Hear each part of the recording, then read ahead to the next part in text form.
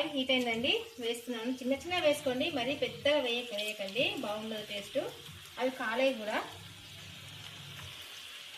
మిడిల్లో పెట్టుకోండి, మంట అనేది మిడిల్లో పెట్టుకొని వేసుకోండి. సో దీనికి ఆనియన్ ఎక్కువ ఉండాలండి, పిండి తక్కువ ఉండాలి, అయితేనే బాగుంటుంది పకోడీ.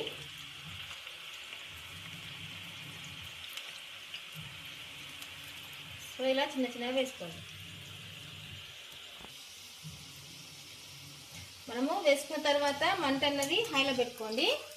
సో వన్ సైడ్ ఇలా కాలిన తర్వాత తిప్పేసుకోండి.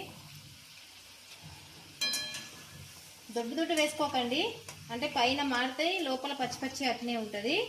సో ఇలా చిన్న చిన్న వేసుకుంటే మనకు తొందరగా గోలుతాయి, మళ్ళీ మంచిగా క్రిస్పీ వస్తాయండి, లోపల దాకా కాలుతుంది పిండి అన్నది.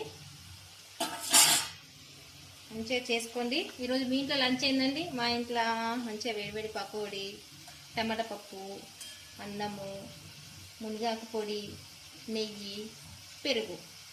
మీ ఇంట్లో మీరేం చేసుకున్నారో నాకు కామెంట్ బాక్స్లో కామెంట్ పెట్టండి. అయిపోయిందండి, ఇలా గోలితే సరిపోతుంది. ఇలా గోలాలండి.